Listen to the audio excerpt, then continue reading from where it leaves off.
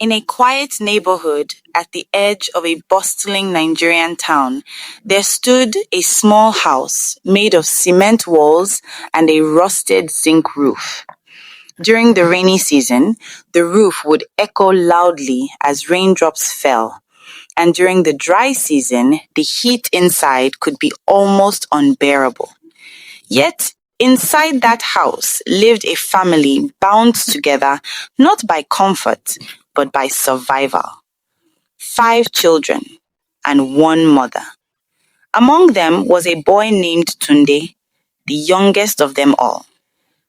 Being the last child in a family of 5 came with its own kind of silence. His older siblings were already growing into their own struggles, helping their mother, finding small jobs, and learning to survive in a world that did not always give second chances. But Tunde was different. He watched more than he spoke. He listened more than he complained. And even at a young age, there was something unusual about the way he saw the world. A father who was never there. Tunde had a father. At least, that was what people said. But to him, the word father felt like a story he had heard too many times but never experienced. His father was a man who had chosen a different life. He had 2 wives, and Tunde's mother was the second. Instead of staying with them, he lived with his first wife, leaving Tunde's mother to raise all 5 children on her own. Sometimes neighbors would whisper about it. Sometimes relatives would shake their heads in quiet judgment. But inside that house, no one had the time to complain. There was food to find, bills to think about, and 5 children to raise. Tunde's mother never spoke badly about his father in front of them. Instead, she carried her responsibilities with a quiet strength that only those who have suffered truly understand. To Tunde, she was everything: mother, father, protector, provider. A child who saw the world differently. While his brothers ran outside to play football on dusty fields, shouting and laughing as they chased after a worn-out ball, Tunde often stayed behind. He would sit quietly in a corner, holding a small pencil, or sometimes just a piece of charcoal.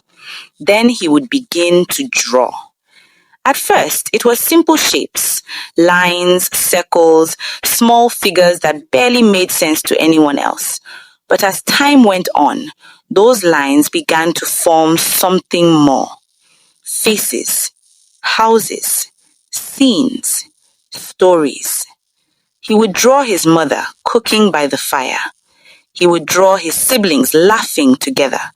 Sometimes he would draw things that didn't even exist: big houses, peaceful streets, and families that looked happy and complete. It was as if he was creating a world he wished to live in.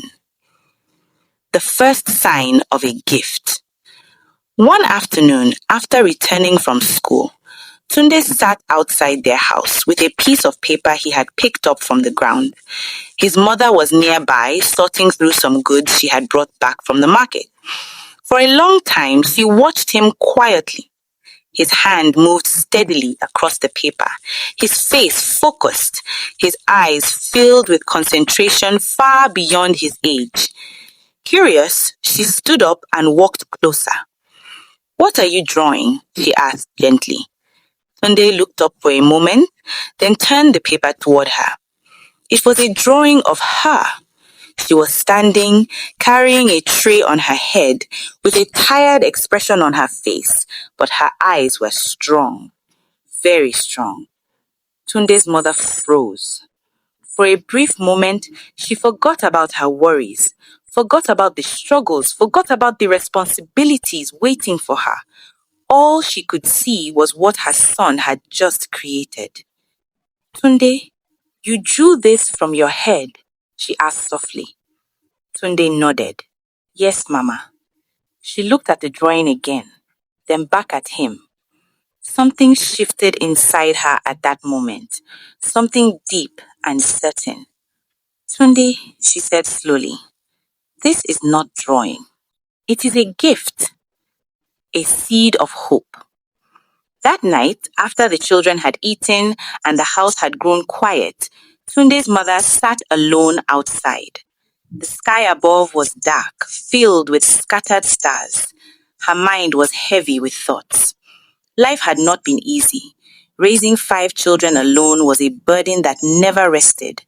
But for the first time in a long time, a small seed of hope had been planted in her heart. Her youngest child was different. And maybe, just maybe, that difference could change something. She looked up at the sky and whispered quietly to herself, this boy will not suffer the way we have suffered. Inside the house, Tunde lay on the floor beside his siblings, fast asleep, unaware that his life was about to take a path that would change everything. The days that followed that evening were not any easier for Tunde's mother. If anything, they became heavier. Each morning began before sunrise. She would wake quietly, careful not to disturb her children, and prepare for the long day ahead. Sometimes she went to the market to trade.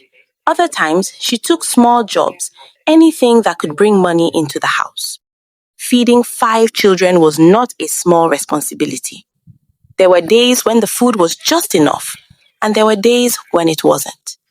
Yet, through all of this, something stayed in her mind. Tunde, his drawing, that quiet gift she had seen in his hands. A mother's decision. One afternoon, while returning from the market, she passed by a small roadside shop. It was not like the other shops. Instead of food or clothing, the walls were covered with drawings and paintings, portraits of people, landscapes, scenes from everyday life. She stopped walking. Her eyes slowly scanned the artworks displayed outside. There was something powerful about them, something familiar. It reminded her of the way Tunde drew, only more developed, more refined. She stepped closer. Inside the shop sat a middle-aged man, carefully working on a portrait. His hand moved with confidence, bringing life to the paper in a way that felt almost magical. Good afternoon, she greeted. The man looked up and smiled politely. Good afternoon, madam. She hesitated for a moment before speaking again. Do you teach? She asked. The man studied her face briefly, as if trying to understand her question. Yes, he replied. I train young people who are willing to learn. Her heart beat slightly faster. How much does it cost? She asked quietly. The man mentioned a price. It wasn't too high for some people, but for her, it felt like a mountain. Still, she nodded slowly. Thank you, she said, turning to leave. But as she walked away, her steps felt heavier than before, because she now knew something. There was a place where Tunde could grow. But the question was, could she afford it? Sacrifice without complaints. That night, she sat alone again, thinking. Her children were inside, eating the little food she had managed to prepare. She listened to their voices, their laughter, their small arguments. Then she looked down at her hands, rough, tired, worn from years of hard work. She knew what life had done to her, but she also knew one thing. Her children deserved more. And Tunde had something special. The next day, she made a decision. She would find a way. A new beginning. Weeks passed, and slowly she began to save. She worked longer hours, took on extra tasks. Sometimes she skipped meals just to keep a little money aside. No one knew what she was doing, not even her children. But every coin she saved carried a purpose. Every sacrifice carried a dream. Finally, one morning, she called Tunde aside. He looked curiously.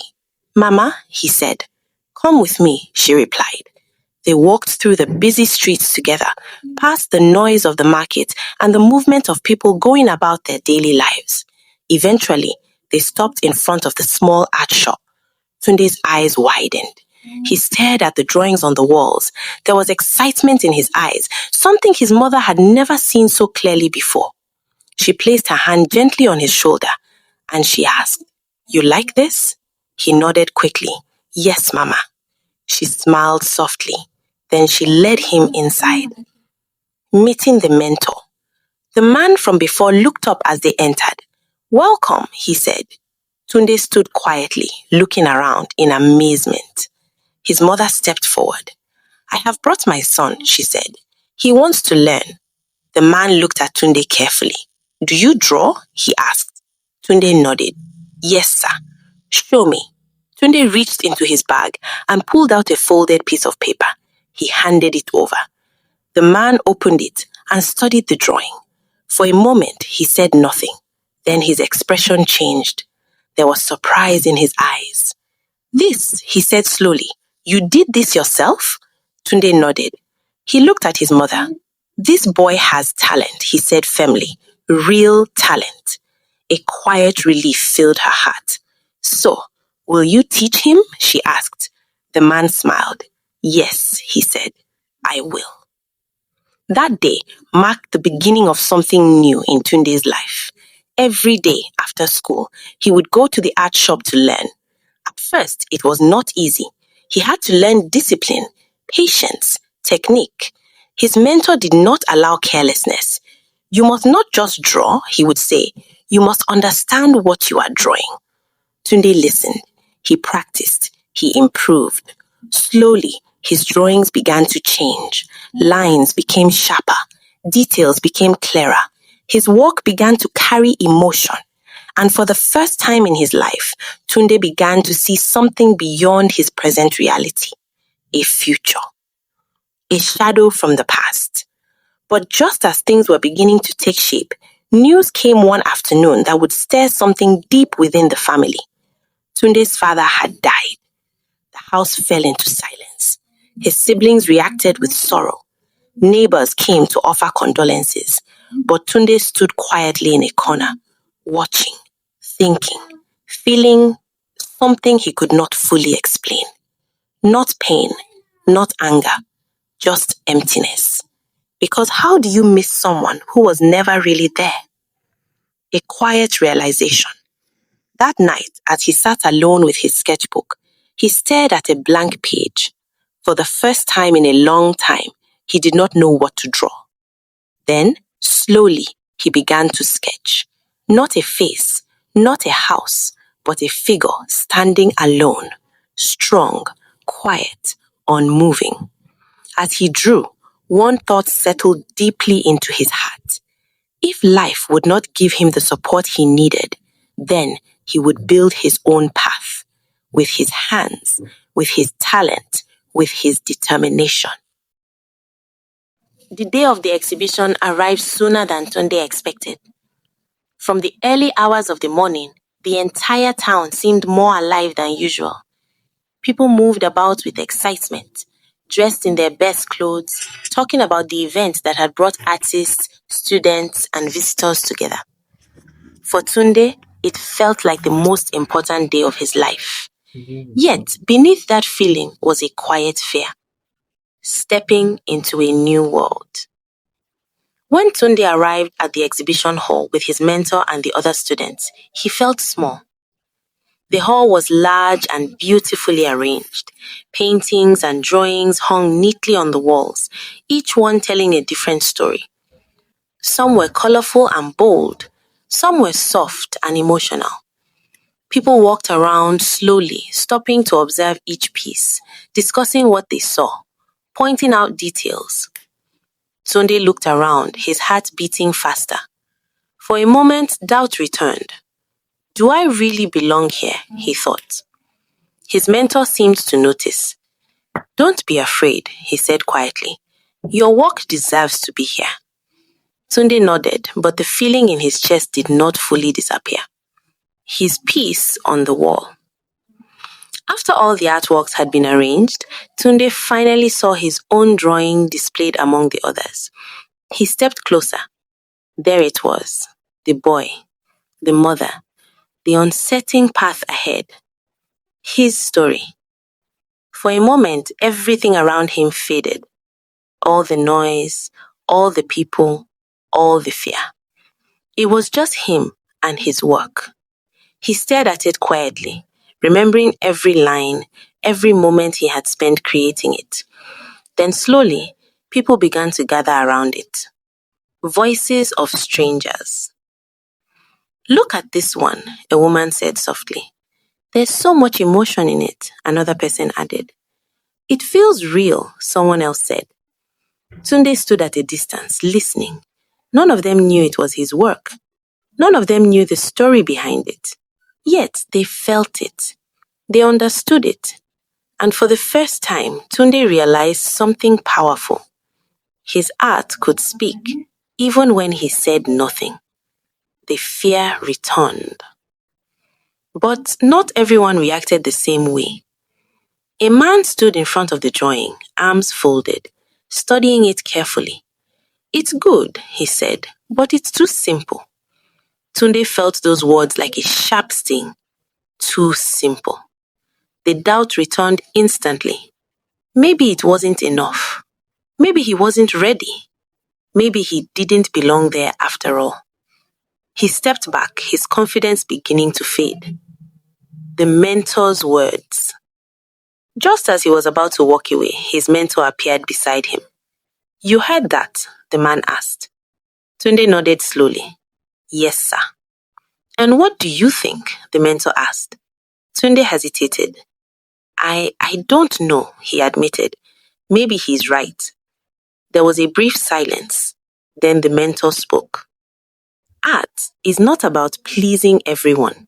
It is about truth." Tunde looked at him. "That drawing," the mentor pointed toward it, "is honest, and honesty is powerful." He placed a hand on Tunde's shoulder. "Do not let one voice silence your gift." The announcement. As the day went on, more people continued to walk through the exhibition. The hall remained filled with energy, conversations, and admiration for the artworks on display. Then in the afternoon, an announcement was made. "Ladies and gentlemen," a voice called out, "we will now be selecting a few outstanding pieces from today's exhibition." The room became quiet. Tunde's heart began to race. He had not expected this. Recognition?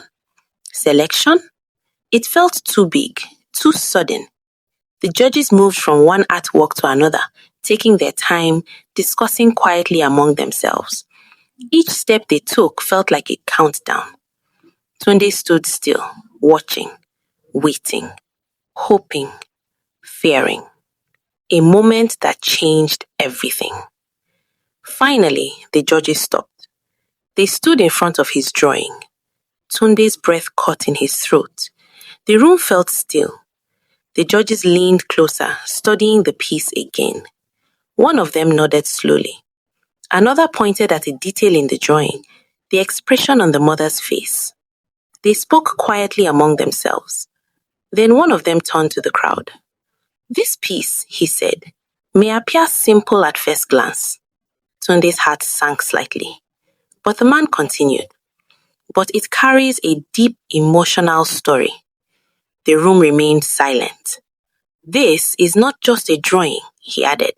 "It is a life experience expressed through art." Tunde felt something shift inside him. "We believe this is one of the most powerful pieces in this exhibition." For a moment, he could not move, could not think, even breathe properly. "Who is the artist?" the judge asked. Tunde hesitated. His legs felt weak, but slowly he stepped forward. "It's me," he said quietly. All eyes turned towards him. Recognition. The judge looked at him with surprise. "You created this?" he asked. Tunde nodded. "Yes, sir." A small smile appeared on the man's face. "You have something special," he said. The room filled with light applause. Tunde stood there overwhelmed. All the struggles, all the doubts, all the sacrifices. At that moment, they felt worth it. A new beginning. As the applause faded, Tunde looked around the room again. This time, he did not feel small. He did not feel out of place. He felt seen. And for the first time, he truly believed his dream was possible. But something inside Tunde had changed. It was not grief. It was not anger. It was something deeper. A realization that life would not suddenly become easier for him. If anything, the weight of responsibility in the house seemed to grow heavier. His older siblings were already doing their best to support their mother, taking on small jobs and helping however they could. But it was still not enough. There were always needs: food, school fees, clothing, and unexpected problems that came without warning. Tunde began to notice the strain more clearly now. The tired look in his mother's eyes, the way she sometimes sat in silence after a long day, the way she tried to hide her worries from her children. And for the first time, he felt the need to do more, balancing dreams and reality. Each day followed a strict routine: school in the morning, work at the art shop in the afternoon, then home in the evening. At the shop, Tunde gave everything he had. He practiced tirelessly, filling pages with sketches, learning new techniques, and correcting his mistakes over and over again. But outside the shop, reality waited for him. There were days he had to skip training to help his mother at the market, days he had to run errands or take on small tasks just to support the family. Each time he missed a lesson, it felt like he was falling behind. And that feeling began to trouble him. The mentor's challenge. One afternoon, after noticing Tunde's absence for several days, his mentor called him aside. "You've not been consistent," the man said calmly. Tunde lowered his head. "I'm sorry, sir," he replied. "Things at home." He paused, unsure of how to explain. The man studied him carefully. "Listen, Tunde," he said. "Talent alone is not enough." Tunde looked up. "If you want to become great," the mentor continued, "you must be disciplined. You must be present. You must give your time to this." Tunde nodded slowly. "I understand, sir." But deep down, he felt something heavy. Because he knew the truth. It was not that he didn't want to be present. It was that life kept pulling him away. Doubt begins to grow. That evening, as he walked home through the busy streets, Tunde's mind was filled with thoughts. What if he couldn't continue? What if the responsibilities at home became too much? What if his dream was something he could not afford to chase? For the first time, doubt entered his heart. When he got home, he sat quietly outside, holding his sketchbook. He opened it slowly, page after page of drawings, each one a step forward, each one proof of how far he had come. But now, those same drawings made him question everything. Was it enough? Would it ever be enough? A mother's strength. His mother noticed his change in him. That night, she sat beside him. "You've been quiet," she said gently. He hesitated, then spoke. "Mama, what if I can't continue with the training?" She frowned slightly. "Why would you say that?" "There's too much to do at home," he replied. "Sometimes I miss classes and my teacher is not happy." He looked down at his hands. "Maybe I should stop for now and focus on helping more." There was silence for a moment. Then his mother spoke, her voice firm but calm. "No." Tunde looked up. "No," he repeated. She shook her head. "You will not stop." "But Mama," "I said no." Her tone softened slightly. "Tunde, do you know why I worked so hard to send you there?" He shook his head. "Because I saw something in you, something that can change your life." She placed her hand on his shoulder. "We have struggled, yes, but that does not mean you should give up your future." Her eyes met his. "You will continue." A renewed determination. Her words stayed with him. That night, Tunde did not sleep immediately. Instead, He sat quietly and began to draw, not because he was told to, but because he wanted to. He drew with a new kind of focus, a new kind of determination. Every line felt intentional. Every detail mattered. Because now he understood something clearly. This was not just about him, it was about his mother, his family, their future. The first big opportunity. A few weeks later, something unexpected happened. At the art shop, the mentor gathered his students together. There is going to be a local art exhibition, he announced. The room became quiet. Each of you will submit one piece, your best work. Tunde felt his heart beat faster. An exhibition? This was different. This was not just practice. This was a chance to be seen. But with that excitement came fear. What if his work wasn't good enough? What if people didn't like it? What if he failed? Facing the fear. That evening, Tunde sat with his sketchbook again. This time, the blank page in front of him felt heavier than ever. He knew this drawing had to be different. It had to mean something. It had to tell a story. But for a long time, he could not move his hand. The fear of failure held him back. Then slowly, he remembered something. His mother's words, "You have a gift." He took a deep breath. Then finally, he began to draw. A story on paper. Line by line, the image began to form. A young boy, standing in a small house. Behind him, a woman, strong, tired, but unbroken. In front of him, a path. Not clear, not easy, but leading somewhere brighter. As Tunde walked, he poured everything into the drawing. His struggles, his doubts, his hopes, his story. For the first time, he was not just drawing what he saw, he was drawing who he was. The applause slowly faded, but the moment stayed with Tungi. Even after the crowd moved on and the exhibition continued, he remained standing there for a while, staring at his drawing as if seeing it for the first time. For years, it had just been lines on paper.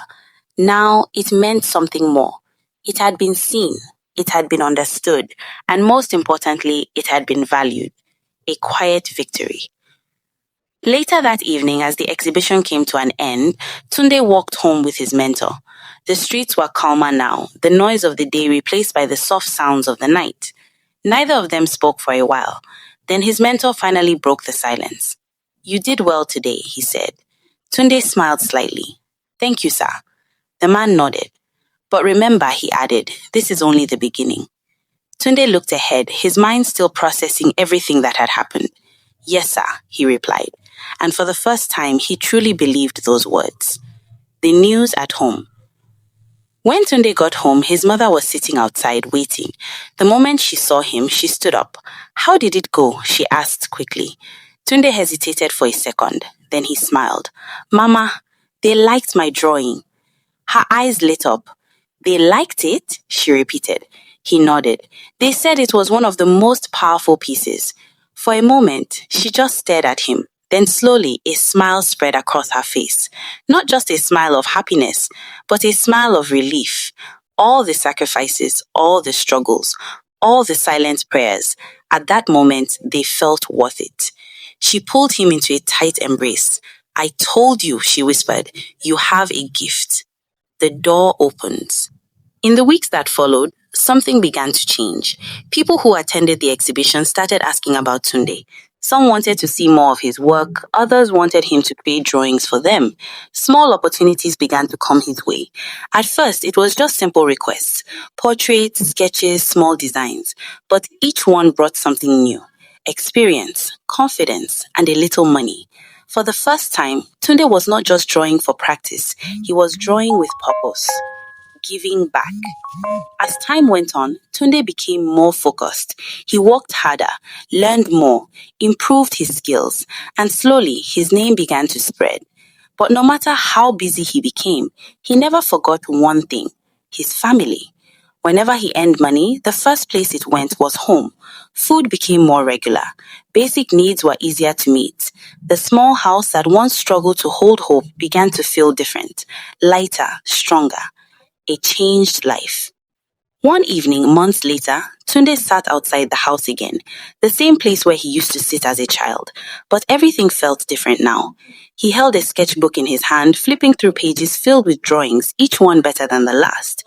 His mother came and sat beside him. For a while, they said nothing. Then she spoke. "You've come a long way," she said softly. Tunde smiled. "Not just me," he replied. "Us." She looked at him, her eyes filled with pride. "I always knew," she said. Tunde shook his head gently. "I didn't," I admitted. She smiled. "That's why I believed for you." The true meaning of his journey. That night, as Tunde lay down to sleep, he thought about everything that had happened, the struggles, the doubts, the sacrifices, the moments he almost gave up, and the moments that pushed him forward. He realized something important. His journey was not just about becoming an artist. It was about becoming something more, a symbol of what is possible, a reminder that where you start does not have to determine where you end, a future drawn by his own hands. Years later, Tunde would go on to achieve even greater things. His work would be seen in bigger places, his name would reach more people. But no matter how far he went, one thing remained the same. He never forgot the small house. He never forgot the struggles. And he never forgot the woman who believed in him when the world gave him no reason to believe in himself. Final moral lesson. Sometimes, life doesn't give you everything you need. Sometimes you grow up without support, without guidance, without opportunity. But even in those situations, there's always something you can hold on to. Your gift, your passion, your determination. Like Tunde, you can choose to build your future with your own hands. And one day, the same thing that once seemed small can become the very thing that changes your life.